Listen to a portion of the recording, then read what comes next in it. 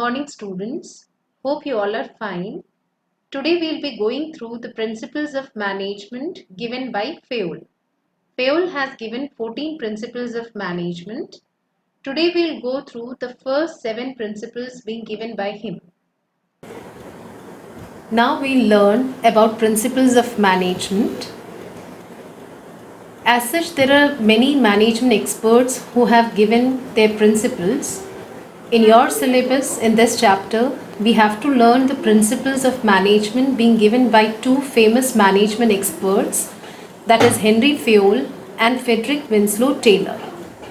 First, we'll learn about the principles of management being given by Henry Fayol. We have already gone through the meaning of principles of management.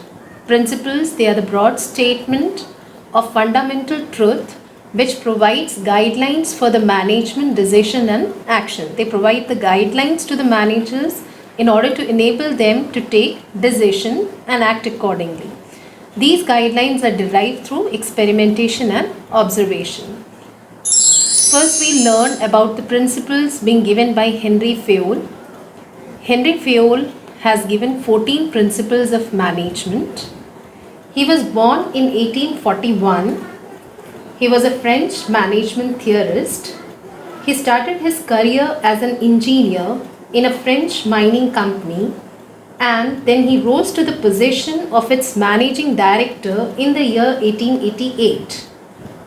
When he joined the company, at that time the company was on the verge of bankruptcy. With his knowledge and experience in the field of administration, he contributed a lot in turning the fortune of the company. When he retired in 1918, the company was in excellent condition. He has given 14 principles which we will go through, and he was the first to identify the 4 functions of management, that is planning, organizing, directing and controlling. So here we'll go through the 14 principles of management being given by Fayol. You can see the 14 principles of management being written here. First is division of work. Second is authority and responsibility. Third is discipline. Fourth is unity of command. Fifth is unity of direction. Sixth is subordination of individual interest to general interest. Seventh is remuneration of employees. Eighth is centralization and decentralization. Ninth is scalar chain. 10th is order. 11th is equity. 12th is stability of personnel. 13th is initiative. And 14th is esprit de corps. So these are the 14 principles being given by Henry Fayol. Now I will go through each one of the principles in detail. The first principle being given by Henry Fayol is division of work. You can see the principle being given here. What do you mean by this? Divide work into specialized tasks and assign responsibilities to specific individual. See, according to this principle, what Fayol said, he said that the total work should be divided into small units of task. Then each task should be assigned to an individual according to his capability, skills and ability, or we can say the work which he knows well. That work should be assigned to each and every individual. Then when this individual repeats the same task again and again, he becomes experienced, he becomes specialized in that work. In this way, it helps in achieving specialization.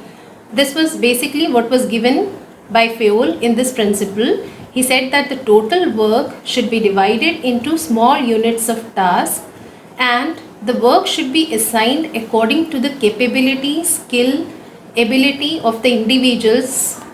That is the work which the person knows well. In this way, when he does the same task again and again, he achieves specialization in that work. He becomes experienced in that work. The benefit of this principle, he said, was that if a person becomes experienced in a work, if there is specialization in a work, then there are no chances of wastage of resources. All the resources will be handled carefully. That will lead to more benefit for the organization, and it will lead to minimum cost for the organization.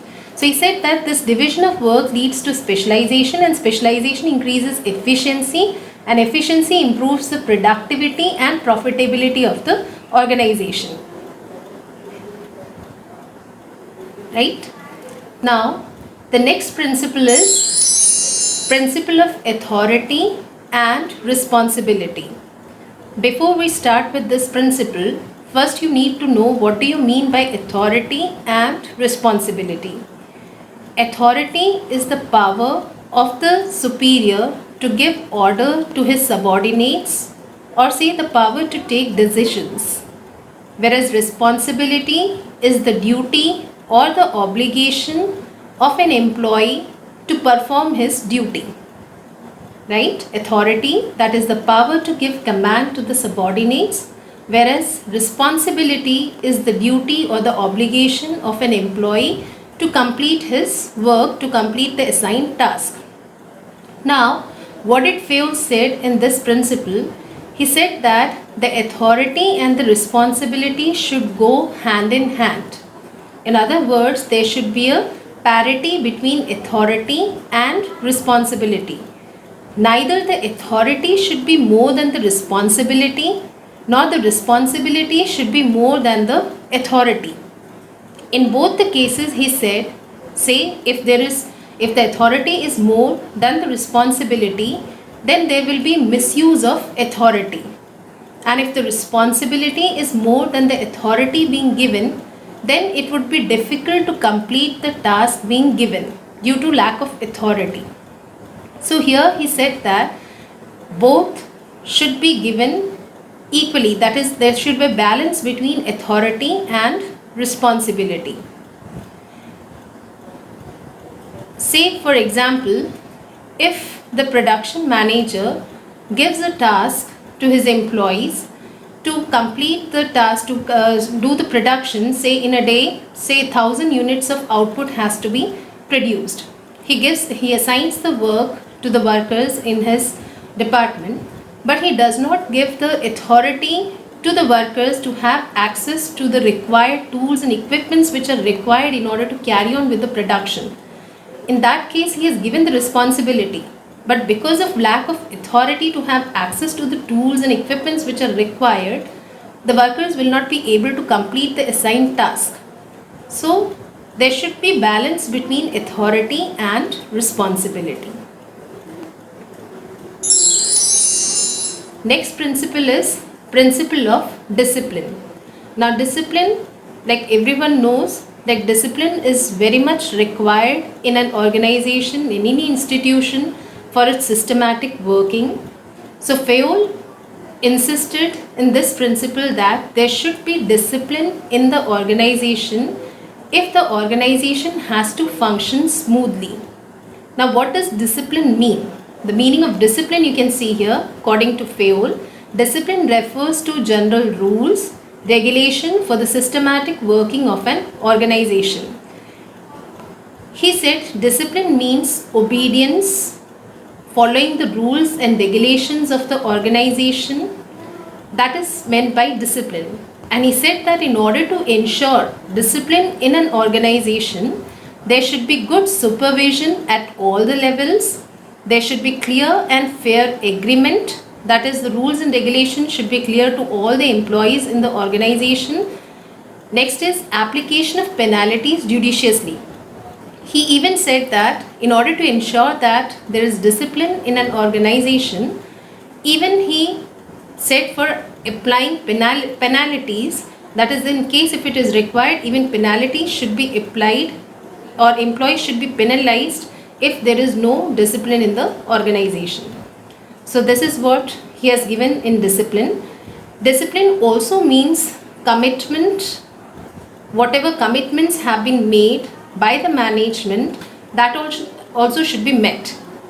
Say in case the organization has, say management has told the workers that if they perform better, if the production is reached to a particular target, then they will be paid bonus for that. Then after the targets have been met, the management must meet its commitment as well. That is also discipline. That is, whatever commitments have been made, that should be fulfilled. So that also comes under discipline. Now coming to the next principle, that is principle of unity of command. According to this principle, Fayol said that each and every subordinate should receive order from only one superior. If an employee receives order from more than one superior, he will get confused as to whose order he should follow first. On the other hand, there are also possibilities of ego clashes between the superiors, because each one of them would like that their orders should be followed, should be obeyed first. You can see here in this diagram right approach and wrong approach. In this example, you can see that the subordinates, this green color that refers to the subordinates and this red color circle is for the superior. You can find here that each and every subordinate is receiving order from only one superior. So as such, this is the right approach. But here you can find a subordinate receiving order from more than one superior. He is receiving order, each and every subordinate is receiving order from more than one superior. In such a case, the subordinate will get confused as to whose order he should obey first. In this way, there are also chances of non-completion of work, because the subordinate may give an excuse that he was busy with completing the work of the other superior.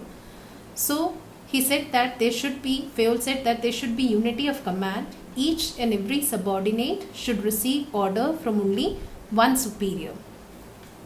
Take an example. Say a sales agent, he gets an order from the sales manager that he has to sell more in order to get reach the desired target.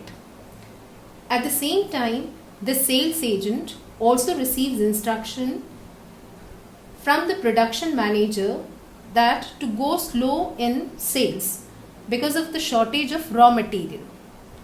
In such a case, the sales agent will get confused as to whose order he should follow, whether he should follow the order of the production manager or of the sales manager. In this way, that will create a confusion and the task will not be completed. Now, going to the next principle, that is principle of unity of direction. According to this principle, Fayol said that there should be one head and one plan for group of activities having common objective. Now, what do you mean by this? Say, for example, an automobile manufacturing company is engaged in manufacture of both four-wheelers as well as two-wheelers.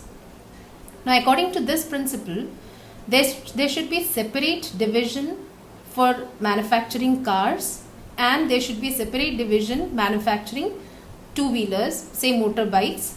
There should be separate divisions for this. And each unit should have its own plan, its own head. You just take it other way. Suppose both the units are being controlled by one head. There is an in charge who is looking into both the divisions, that is car manufacturing unit as well as two-wheeler manufacturing unit. In that case, there are chances of lot of chaos and confusion in handling with the work related to two different units.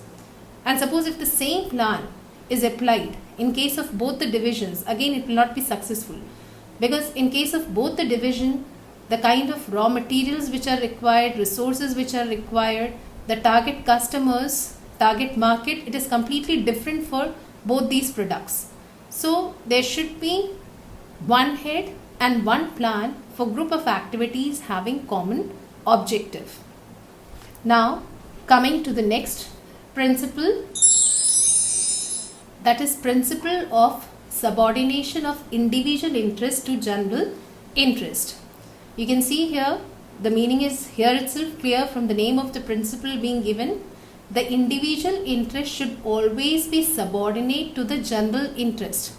Now, what do you mean by general interest? General interest refers to the interest of the organization, and the interest of the organization should always prevail over the interest of the individual employee of an organization.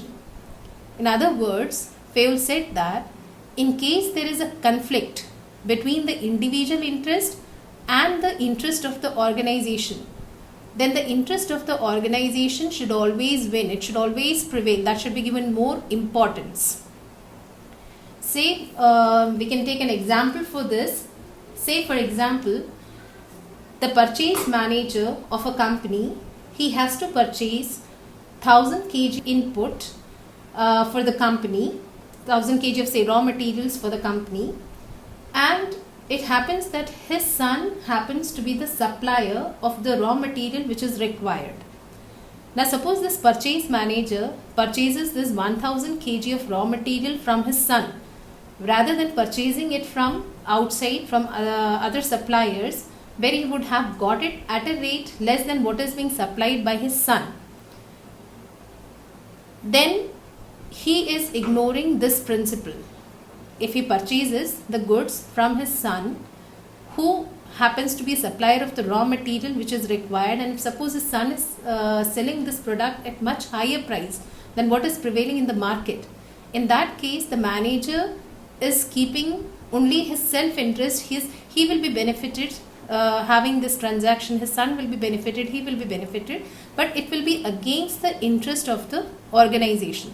So what does this principle says? More importance should be given to the interest of the organization and not that of the individual employee working in the organization. Now coming to the next principle, that is remuneration of employees. Now according to this principle, Fayol said that a fair remuneration should be paid to the employees. And when he is talking about the remuneration to be fair, he said that the remuneration should be fair for both, that is both for the employees as well as for the organization. For the employees it should be fair means the amount should be such that the person should be able to have a reasonable standard of living. And from the point of view of organization, it should be fair means it should be within the paying capacity of the company. So what does the principle says? It's very easy. That is, the remuneration, the salary paid to the employees should be fair for both the employees as well as for the organization. The idea behind this principle was that if the remuneration is not fair, then the workers will not be satisfied with their work, and there are more chances of employees leaving the organization, which we call it as employee turnover. So in order to maintain a good relation between the management and the employees, he said that fair remuneration should be paid to the employees.